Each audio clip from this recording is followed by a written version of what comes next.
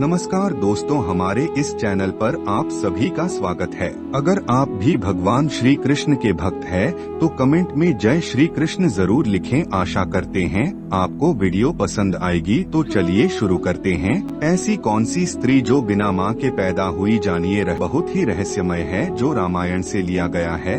आप इस प्रसंग में जानेंगे कि एक ऐसी स्त्री हुई है जिसके कोई माँ नहीं थी, जो बिना माँ के पैदा हुई, जिसका जन्म बिना माँ के हुआ था। यह सुनकर के आप बहुत ही असमंजस में पड़ गई होंगे, क्योंकि बिना माँ के ना तो पुत्र पैदा हो सकता है। चैनल को सब्सक्राइब जरूर कीजिए। अगर वीडियो पसंद आए तो एक लाइक जरूर कीजिएगा और कमेंट बॉक्स में जय श्री नारायण लिखकर परमात्मा को अपना आभार व्यक्त करें। और ना ही पुत्री पैदा हो सकती है, फिर ऐसी कौन सी स्त्री हुई है, तो यह जानते हैं इस प्रसंग में। लेकिन हमारी वीडियो अंत तक बन रहे। दोस्तों, एक समय की बात है, 3 दोस्त रहते थे। एक दर्जी था, एक बधाई था और एक जाति का सुंदर था। तीनों दोस्तों में गुड़ मित्रता थी। एक दिन तीनों दोस्त अपनी पत्नियों के खाने के अनुसार अपना अपना धन मन लेकर के यह बिजनेस करने के लिए दूसरे देश के लिए चल देते हैं। चलते चलते यह भयानक जंगल में जब पहुँचे, इन्हें शाम हो गई, तो तीनों ने विचार किया, अगर कहीं गांव में ठहरेंगे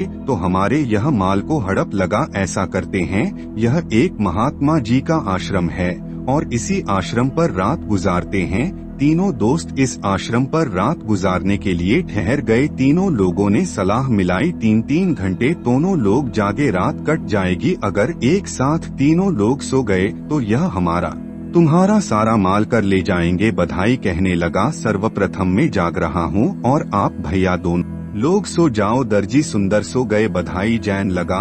तो बधाई ने विचार किया, ऐसे 3 घंटे कैसे करेंगे, चलो कुछ लकड़ी की कोई वस्तु का निर्माण करते हैं, कोई सुंदर वस्तु बनाते हैं। बाद ही जो था वह सुंदर वस्तु लकड़ी की बनाने लगा और उसने एक बहुत सुंदर लकड़ी की स्त्री बना कर के तैयार कर दी और वह सो गया। दर्जी जाएगा। दर्जी ने देखा उसे लकड़ी की स्त्री की ओर, जो बहुत देखने में सुंदर थी। दर्जी सोचने लगा, हमारे मित्र ने लकड़ी की बहुत सुंदर एक स्त्री बनाई है, क्यों ना अब हम थोड़ा और काम करके वस्त्र बनाकर कैसे पहना दे। दिन दर्जी ने वस्त्र सिलाई और उसे जो स्त्री लकड़ी की थी, दर्जी ने वह वस्त्र पहना दिए और उसका टाइम हुआ, वह सो गया। उसके बाद में सुंदर जाएगा। सुंदर ने देखा कि बहुत सुंदर एक लकड़ी की स्त्री बनी है, खड़ी है, वस्त्र भी पहने हैं। सुंदर सोचने लगा, जब हमारे 2 मित्रों ने इतना बढ़िया काम किया है, तो क्यों ना हम भी थोड़ा कम कर दें, अपनी ज्वेलरी से इस स्त्री को सुशोभित कर दे। सुनार ने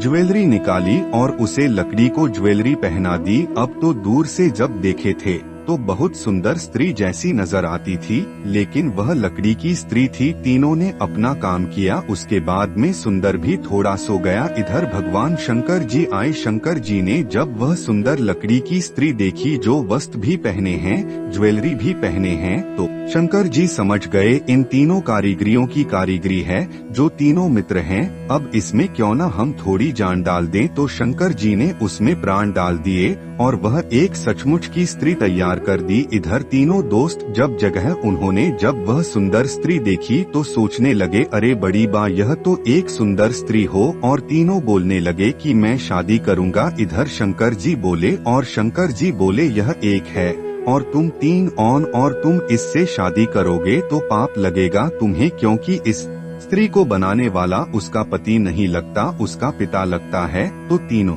ने माफी मांगी। दोस्तों, इस पुत्री का नाम शंकर जी ने अहिल्या रखा था। तो एक अहिल्या ही ऐसी स्त्री हुई है जिसके कोई माँ नहीं थी, जिसका निर्माण, जिसका जन्म इस तरीका से हुआ था। वैसे तो बताया है कि यह अहिल्या ब्रह्मा जी की मानस पुत्री थी, अलग प्रमाण है, लेकिन यह प्रमाण अलग मिला है जो हमने इस वीडियो के माध्यम से आज तक पहुंचा है। तो इस स्त्री का नाम शंकर जी ने अहिल्या रखा, जैसे अपनी बेटी कहा। तो अहिल्या का जन्म इस तरीका से हुआ था, जिसके कोई मन नहीं थी। चैनल को सब्सक्राइब जरूर कीजिए। अगर वीडियो पसंद आए तो एक लाइक जरूर कीजिएगा। धन्यवाद।